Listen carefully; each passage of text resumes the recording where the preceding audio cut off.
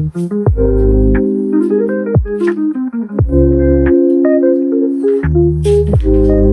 conversar sobre Dom Casmurro? Gente, então, eu fiz uma releitura de Dom Casmurro, já estava na minha meta desse ano.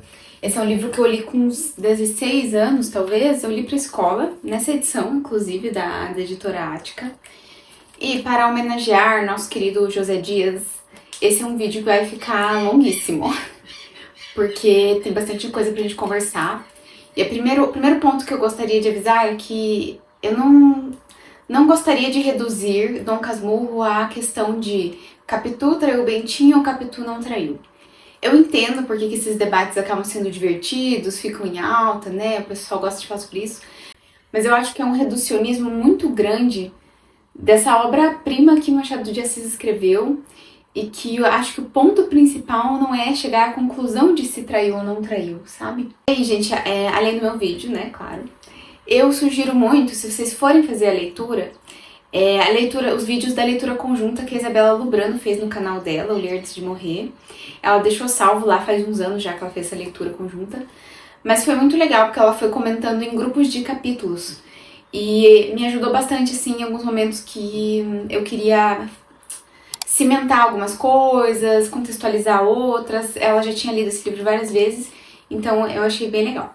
Então eu fiz uma estrutura para esse vídeo, de sinopse, discussão e depois as citações, algumas citações que eu quero debater ou só trazer para vocês.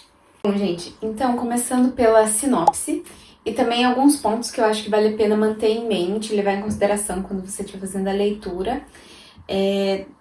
Resumindo bem, essa é a história do Bento Santiago, então o nosso Dom Casmurro, agora um senhor ali dos seus 60 e poucos anos, que resolve escrever um livro para contar a sua história.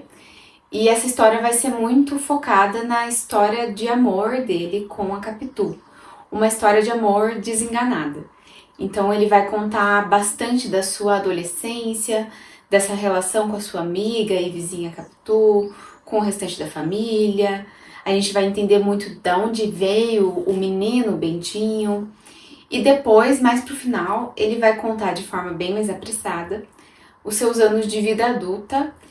E o livro vai, então, de um tom de uma história doce e cheia de melindres, uma história romântica da adolescência, vai se tornando, nos anos de vida adulta do Bento Santiago, uma verdadeira tragédia grega, porém no Rio de Janeiro.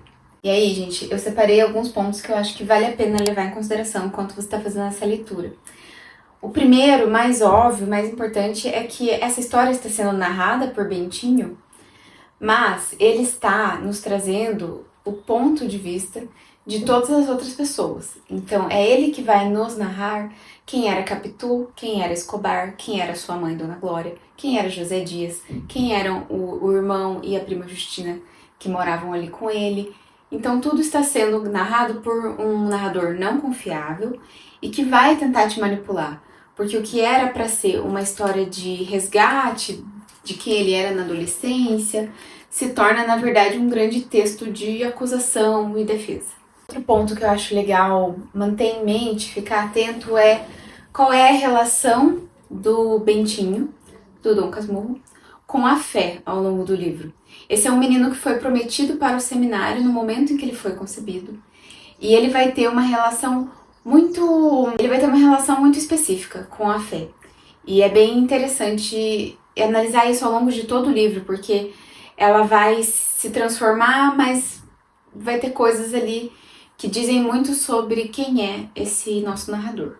E um outro ponto que é muito importante prestar atenção ao ler Dom Casmurro é que esse livro foi escrito sendo colocado no contexto do Rio de Janeiro, ainda em sociedade escravocrata. Mas ele foi escrito depois da abolição da escravidão. E Machado de Assis era um autor negro e um autor da estratificação ali, da classe que estava no meio, né, nessa fase do Brasil, em que a gente tinha as pessoas escravizadas, os proprietários de terra e de pessoas, e nós tínhamos ali algumas pessoas transitando dentro da camada livre, mas de pessoas trabalhadoras, pessoas que não eram ricas e pessoas que muitas vezes precisavam orbitar as famílias ricas. Então é bem importante se lembrar e prestar atenção em como o Machado de Assis retrata essa sociedade carioca dessa época. Porque muito se diz que Machado de Assis não falava sobre a escravidão, mas a verdade é que Machado de Assis falava sobre as coisas do jeito de Machado de Assis. Outro ponto que eu queria trazer para quem vai fazer a leitura é prestar atenção no humor do Machado de Assis, que eu acho sensacional. Em Memórias Póstumas de Brás Cubas ele tá mais, acho que, saidinho, mas em Dom Casmurro ele fica muito evidente. Eu até separei algumas passagens logo no início do livro que eu achei muito engraçadas. Então tem um momento aqui que ele diz que ele não tem mais amigos e tal, com quem conversar, enfim, e aí ele vai dizer: todos os antigos foram estudar a geologia dos Campos Santos. Então o que ele tá dizendo? Tá todo mundo morto e enterrado. E aí tem uma outra passagem na página 27, em que ele tá ali conversando com o pai da Capitu no quintal, e aí o pai da Capitu vai falar: você já viu o meu gaturamo, que é um passarinho? Está ali no fundo, e agora mesmo buscar a gaiola, ande ver. E aí o Bentinho vai pensar que o meu desejo era nenhum, cresce facilmente, sem ser preciso jurar pelo céu nem pela terra. Então assim, é óbvio que eu não tava afim de ver passarinho nenhum. Outro ponto que às vezes parece que você lê um capítulo e você fala, não entendi nada. Mas esse é um livro que não tem palavras desperdiçadas, capítulos desnecessários. Então vale muito a pena reler, pesquisar, refletir, porque nada aqui é desperdiçado, sabe? Nada está aqui à toa. E aí tem um capítulo, que é o capítulo do penteado. É um capítulo que acontece mais no início do livro, ainda na juventude dele, né? E esse é um capítulo que ele é muito bonito.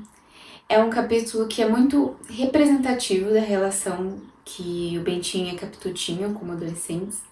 E é importante colocar ele no contexto do século XIX.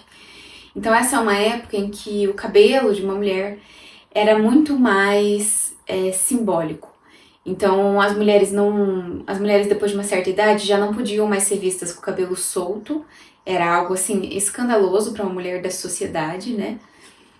As meninas costumavam prender os cabelos em tranças, então também não ficavam com o cabelo totalmente solto, a não ser que elas estivessem só na companhia dos pais, das mulheres da família. Então é bem importante entender qual era o significado de um menino de 15 anos poder tocar nos cabelos de uma menina que ele estava apaixonado no século XIX. Outra questão é que ele vai dizer que ele vai narrar as coisas exatamente como elas aconteceram. Mas várias vezes ao longo do livro ele vai dar sinais de que ele mesmo não se lembra muito bem das coisas, ou então ele vai fingir que se esqueceu, sendo que ele parece se lembrar muito bem, com muito detalhe, de coisas, de passagens muito mais desimportantes. E um exemplo disso é que na página 75 ele vai dizer assim: é que tudo se acha fora de um livro falho, leitor amigo. Assim preencho as lacunas alheias. Assim podes também preencher as minhas. Ou seja, esse livro é imperfeito. Essa história não está sendo narrada de forma 100% fidedigna. O narrador está dizendo isso pra gente. E aí o último ponto que eu quero trazer antes da gente ir para a discussão em si é que esse é um livro, e isso é uma coisa que é falada no texto de apresentação dessa edição que eu tenho, é que esse é um livro que se passa muito dentro da mente do personagem. Então, às vezes nem tanto está acontecendo no exterior, mas é um romance de muitos eventos interiores. E eu achei isso muito interessante, eu não tinha pensado por esse lado, e eu acho que é algo que é legal de prestar atenção enquanto a gente tá lendo Dom Casmurro. Então, a partir de agora, eu vou para a discussão. Então, se você ainda não leu Dom Casmurro, eu não acho que esse é um livro que é passível de spoilers, porque não é exatamente o ponto onde se chega o que importa, mas todo o livro. Mas ainda assim, eu acho sempre válido ler um livro sem a contaminação alheia, né? Então, se você ainda não leu, sugiro que talvez volte depois. Senão, agora vamos para a discussão. Bom, gente, então o primeiro ponto que eu queria trazer para a discussão, que está muito entrelaçado com a questão dos ciúmes, né, do Bentinho, é que ele começa o livro de um lugar de um homem já idoso que quer conhecer melhor a si mesmo, né, tendo tido uma história de vida um pouco trágica, que se desenrolou de um jeito inesperado. Mas, no fim, o texto ele se torna uma acusação, e o que eu sinto é que ele quer, na verdade, justificar a si mesmo para si mesmo. Então, se ele conseguir convencer o leitor de que tudo que ele pensou na cabeça dele era isso mesmo, talvez ele consiga dormir em paz à noite, sabe? Então essa é a minha sensação de que no fundo o Dom Casmurro tá tentando se convencer a si mesmo de que tudo isso realmente aconteceu como ele está colocando no papel. Por mais que ele deixe muitas pistas no texto de que ele sabe que não foi bem assim. E eu acho que isso é resultado do trabalho perfeito que o Dom Casmurro fez nesse texto. Que o Machado de Assis fez nesse texto. Então, a gente vai entrar no que eu acredito que seja assim, um dos temas centrais desse livro, né? Que são os ciúmes. Então, desde o início, o Bentinho e depois o Bento Santiago vai dar sinais muito intensos de ciúmes da Capitu. Desde muito jovenzinho, ele vai ter realmente reais acessos, né, de se sentir traído por coisinhas pequenas. Eu acho que uma coisa muito importante para essa construção, né, da imagem da Capitu e do Bentinho é que, enquanto adolescentes, que é a maior parte do livro, ele vai retratar a Capitu como uma menina muito madura para a idade dela, sempre capaz de se recompor, de se manter séria, de ter as atitudes corretas, e o Bentinho como um menino muito bobo, muito ingênuo, que não tá entendendo de nada. E isso pode parecer no início que joga contra ele, que ele tá jogando contra ele, mas isso coloca já a Capitu num lugar de mulher fatal. E aí existe um ponto de que, mesmo que a Capitu fosse essa mulher, essa menina mais madura, que se tornou uma mulher firme, capaz de se controlar, de se recompor, nada disso seria fora do esperado para uma mulher do século XIX, na posição dela, de alguém que não vinha de uma família de dinheiro, de precisar aprender a se comportar e de precisar garantir para si mesma um bom casamento. E nada disso impede que ela realmente fosse apaixonada pelo Bentinho. Afinal, não seria o melhor dos dois mundos você se apaixonar pelo seu amigo, seu vizinho e ele ainda é rico? Para uma mulher do século XIX, o casamento, muitas vezes, na maioria das vezes, era a única forma de uma mulher ter alguma coisa na sua vida. De ter bens materiais, de ter riqueza, de garantir o futuro da sua própria família. Se você não era herdeira, você tinha que ser casada com um herdeiro. Então, uma coisa não anula a outra, mas vai ter um subtom, muitas vezes, de que anula sim, né? Outra coisa que eu acho importante notar é que quem fala da Capitu ter olhos de ressaca é o Bentinho. Mas quem fala dela ter os olhos que o diabo lhe deu, olhos de cigana, oblíqua e dissimulada, é o José Dias, no capítulo 25. E isso vai afetar a visão do Bentinho ao decorrer do restante do livro. E aí, enquanto ele é adolescente, ele vai ter vários momentos em que ele chega até a fantasiar com machucar e matar a Capitu nesses seus acessos de ciúme. E ele vai também punir ela algumas vezes. Então, em alguns momentos, se ele ficou com ciúme de uma situação que ele nem sabe que aconteceu mesmo, ele vai ficar sem falar com ela, ele não vai descer na sala quando ele sabe que ela tá lá, ele vai sumir. Então, ele pune ela por coisas que ele nem sabe se ela fez, ele nem sabe se ela teve essa intenção. E esse é um livro que vai ter muitos paralelos com o Otelo. E o próprio autor, né, vai deixar isso muito claro, tanto que tem um capítulo chamado Otelo. Também um capítulo chamado Ponta de Iago. O Iago é a pessoa que fica tentando a mente de Otelo, né, na história, e que vai combinar em ele matar a sua esposa Desdémona por conta de ciúmes, sendo que na verdade ela não tinha feito nada. Então, tem muitos paralelos aí muito evidentes com essa tragédia, né, de Otelo. E existe uma teoria de que o nome do Bentinho é Bento Santiago porque é a união de santo com Iago. Mas Machado de Assis nunca confirmou nada disso, então tem grandes chances, talvez tenha. Mas não sabemos, né? Pelo menos eu não sei se alguém já comprovou isso. E aí, gente, um ponto que eu gostaria de trazer, que acaba sendo uma defesa da Capitu, é que apesar do Bentinho ser esse homem muito ciumento, ele tem ciúmes dela dar um olhar para um rapaz na rua, que inclusive estava noivo. Ele tem ciúmes dos homens verem os braços dela nas festas. Ele tem ciúmes de que outros homens olhem para ela. Ele tem ciúmes até do mar, em uma passagem, que ele está falando com ela e ela se perde olhando para o mar, e ele fica com ciúmes da atenção que ela está dando para o mar. Apesar de tudo isso, a Capitu, muitas vezes, ela cede para que não piore esses ciúmes, né?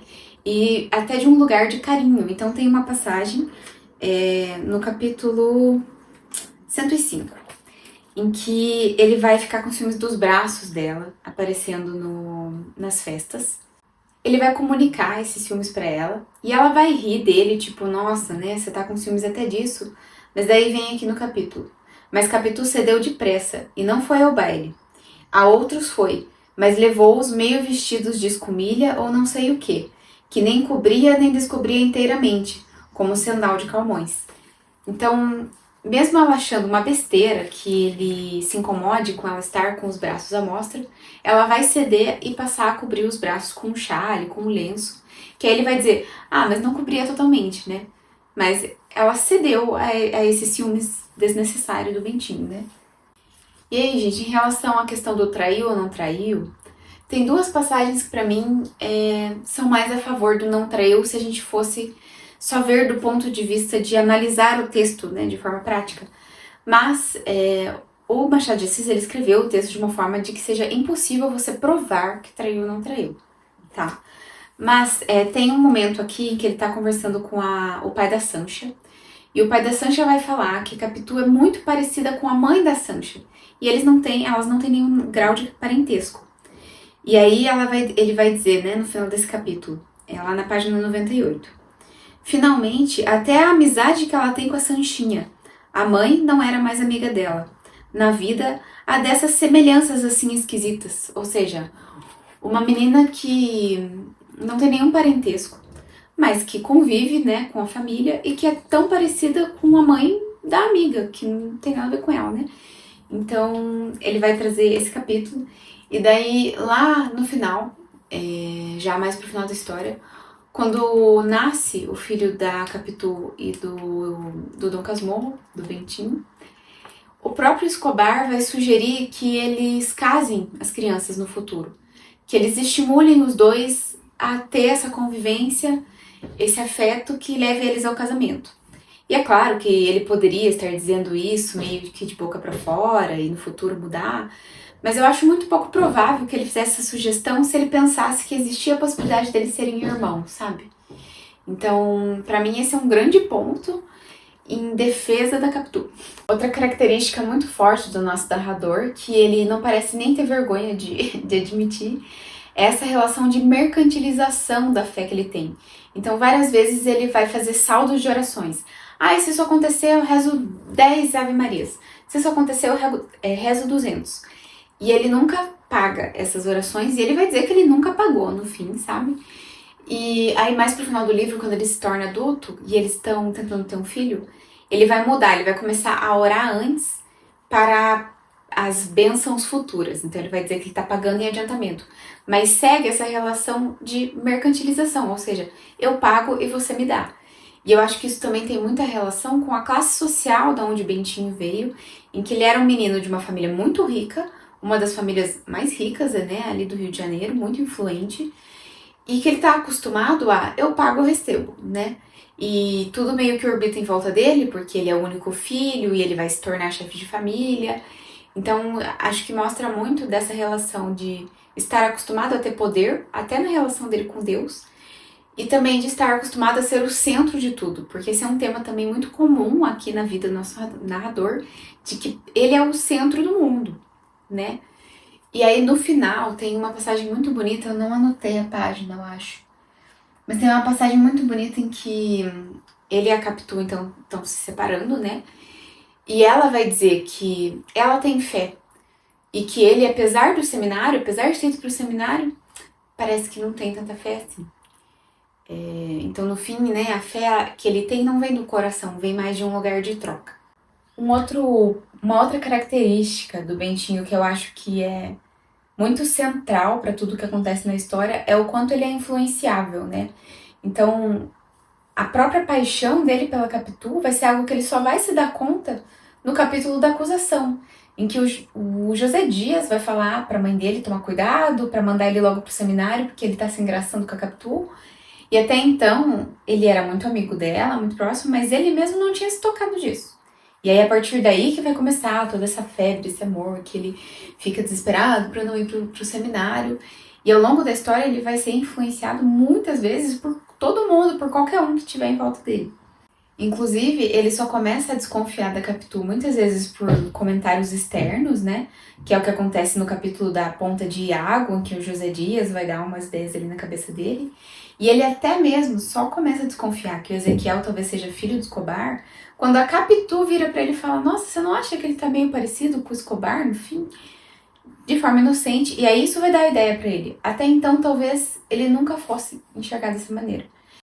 Então o Bentinho, ele é um grande Maria vai com as outras, no fim, né? O que os outros acham que ele deveria fazer, deveria pensar, o que os outros têm a dizer, mudam muito, né, a mente dele. Enquanto a Capitu, a gente tem uma personagem muito mais estável, muito mais enraizada naquilo que ela quer, naquilo que ela acredita e naquilo que ela vai seguir fazendo. A Capitu é uma personagem muito mais firme ao longo de toda a história. E o Bentinho fica ali, sendo levado de um lado para o outro. E aí, junto com essa alta capacidade de ser influenciado dele, ele também é um personagem que é muito individualista e muito frio. Então a gente tem muitas passagens que demonstram como para o Bentinho tudo girava em torno dele, né? Eu acho que algumas das mais marcantes é o momento em que a mãe está doente e ele começa a pensar que talvez ela esteja morta. E aí, por um momento, ele pensa: bom, se minha mãe estiver morta, eu não preciso mais ir pro seminário. Ele até se arrepende de ter pensado isso e tal, mas é o primeiro lugar para onde a mente dele vai, né? E acho que uma das passagens mais cruéis é quando o Manduca morre, que é um menino pobre ali do bairro dele e tal. E a gente vai aprendendo que para esse menino, o Bentinho era um dos principais amigos dele, porque ele era um menino que tinha hanseníase, né, lepra. Então ele não podia sair de casa nessa época, o tratamento não era como hoje, né? E ele trocava cartas com o Bentinho, então pra ele foi muito importante. E o que o Bentinho pensa: putz, eu tava aqui tão feliz de ter ido ver a Capitu e agora eu fiquei sabendo que esse menino morreu e acabou com o meu dia. Então, tipo, ele é muito... E aí ele quer ir no funeral desse menino porque ele quer andar com a charrete lá do pai e tal, com a carroça, enfim.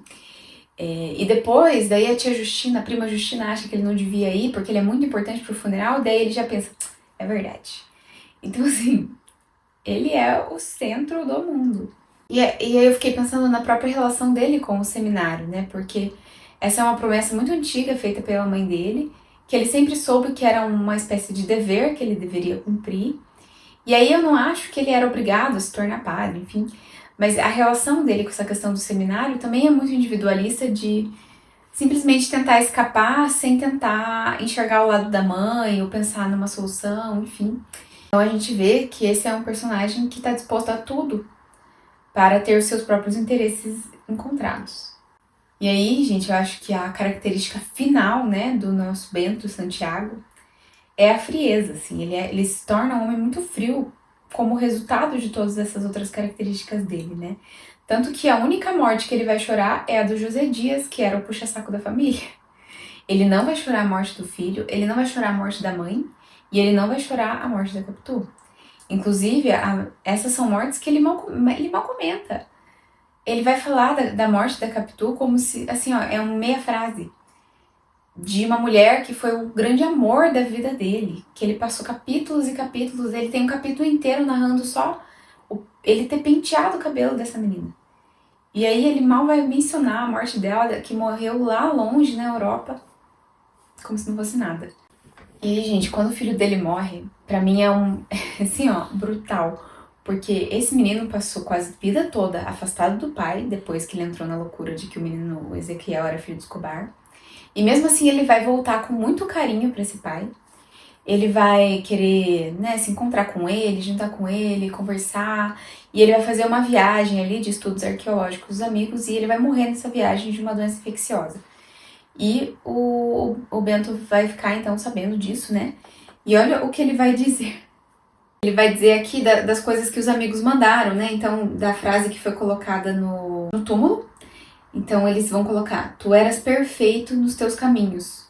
Mas a frase completa, na verdade, na Bíblia é: tu eras perfeito nos teus caminhos, desde o dia da tua criação. Olha que coisa bonita, né? Mas, o que o Bentinho vai pensar? Mandaram-me ambos os textos, grego e latino. o desenho da sepultura, a conta das despesas e o resto do dinheiro que ele levava. Pagaria o triplo para não tornar a vê-lo.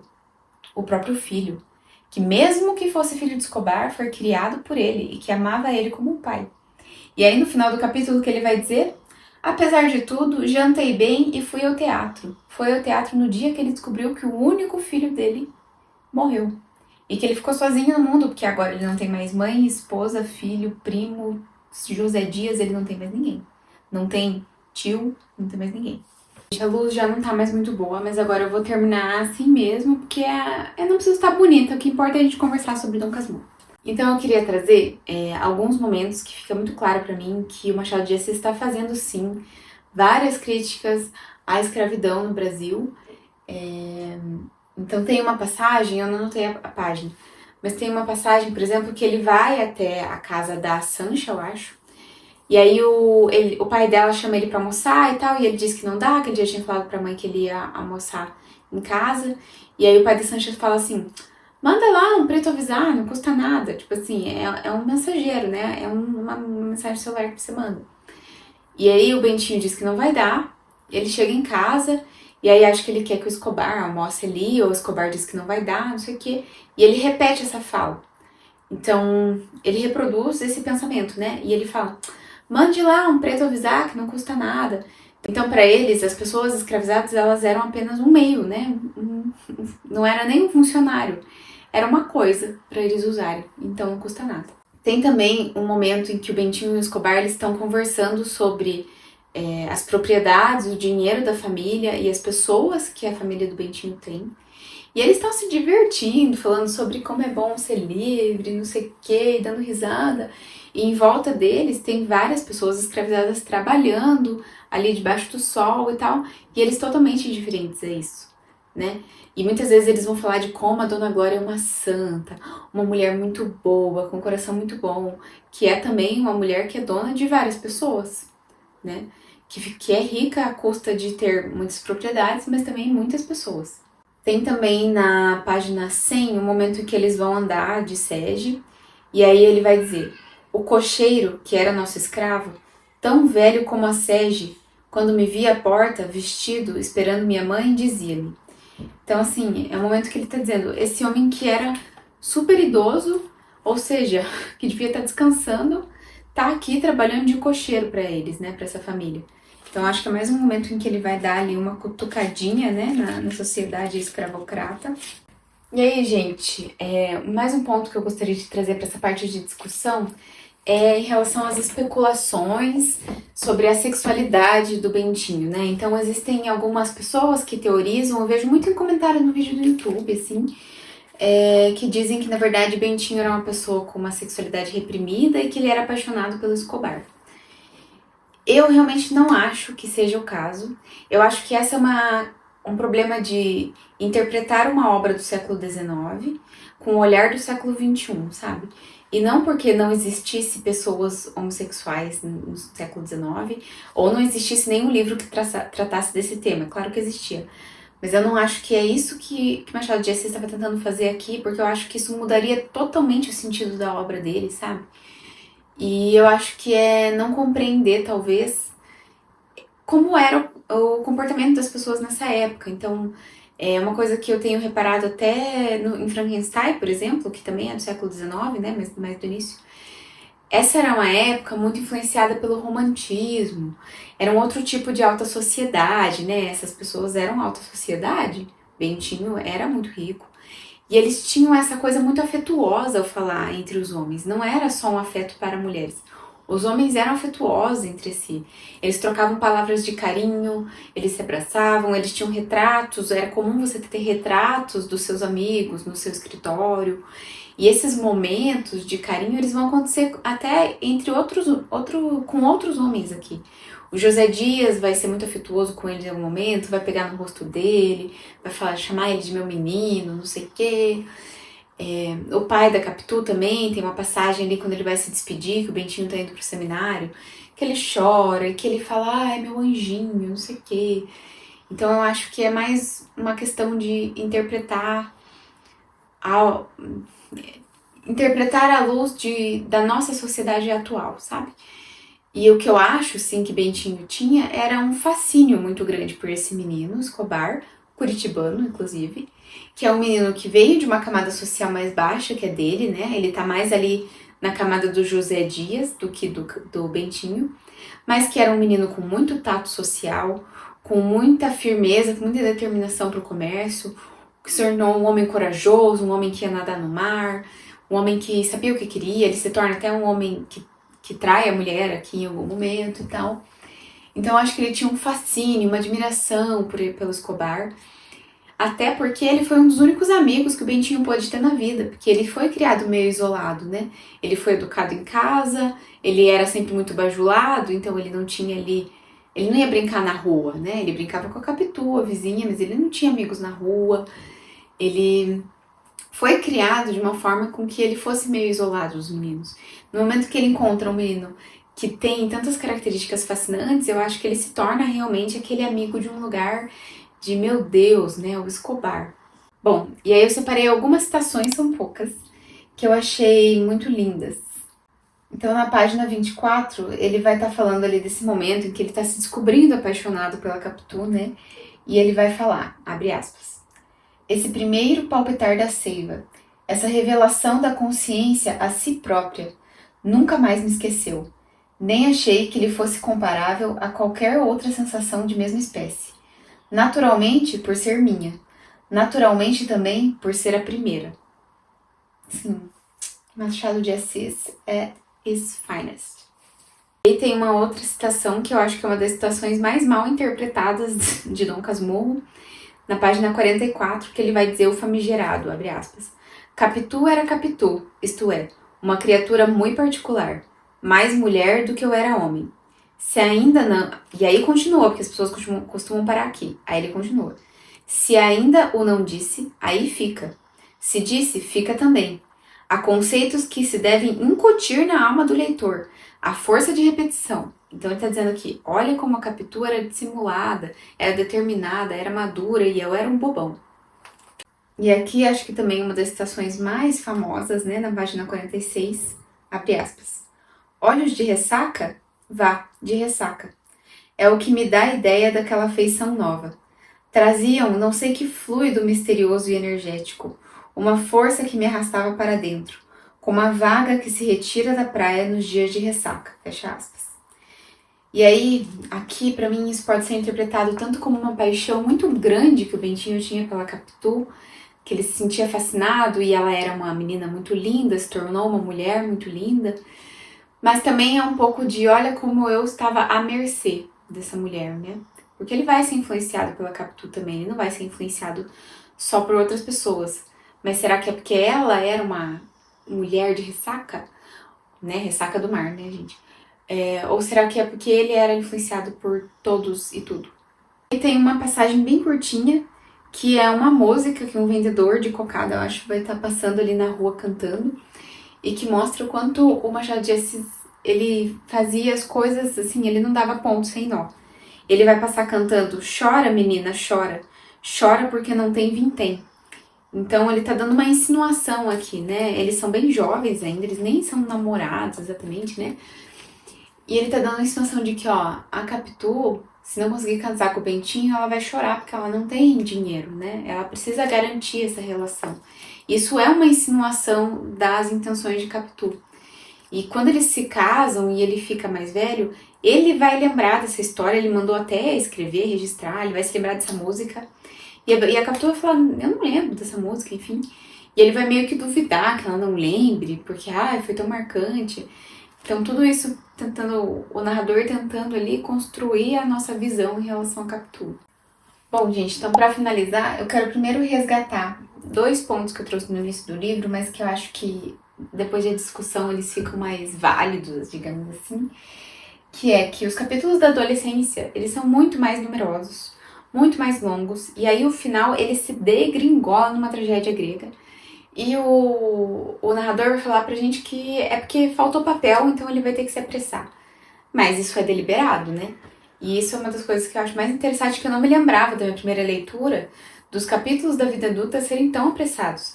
Ele narra os seus anos de faculdade em um capítulo chamado 5 anos, eu acho. que ele fala assim, com 18, 19, 20, 21 anos eu tava na faculdade, tipo isso. Enquanto ele ficava lá, descrevendo, a Capitu escrevendo no muro, e ele penteando o cabelo dela, não sei o quê. Então essas foram escolhas deliberadas, e parece que o autor quer até mesmo se livrar logo dessa parte da história, porque no fundo ele não aguenta encarar. Que entra naquele outro ponto que eu falei, que ele começa dizendo que ele quer atar as duas pontas da adolescência e da velhice. É isso que ele fala? Atar as duas pontas da vida e restaurar na velhice a adolescência. Então ele está buscando a sua identidade, mas no fundo ele vai falar também no início, né, do livro de que ele é assombrado pelas sombras de Fausto. Então o que aconteceu na vida adulta assombra ele. E ele vai fingir que ele não se importa, que ele não se questiona, mas no fundo ele não consegue encarar isso de frente. E aí no texto de apresentação, que é um texto do Fábio Lucas, ele vai falar uma parte aqui que eu achei muito interessante. Ele diz assim: se vale a interpretação de que a personagem narradora intenta redimir-se de um fracasso, contando enfaticamente sob a forma de um memorial de acusação. Temos de considerar o relatório como força reconstitutiva do protagonista e fixadora da imagem dos demais figurantes. Assim, toda a galeria de personagens, coada por uma sensibilidade, busca projetar-se na consciência dos destinatários da mensagem, os leitores, completando-se o circuito da informação. Então, assim, o Bentinho, o narrador, está tentando redimir esse fracasso que ele sabe que ele fracassou na vida, dando um novo sentido para tudo isso e de forma bem enfática para te convencer. Ó, e no final ele termina: te convenci?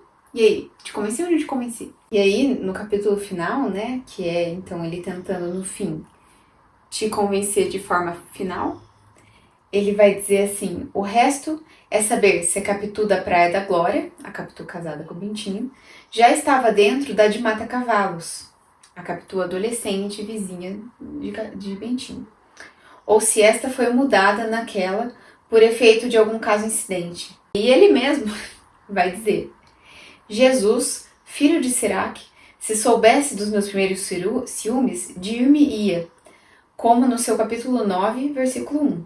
Não tenha ciúmes da tua mulher, para que ela não se meta a enganar-te com a malícia que aprender de ti. Mas eu creio que não, e tu concordarás comigo.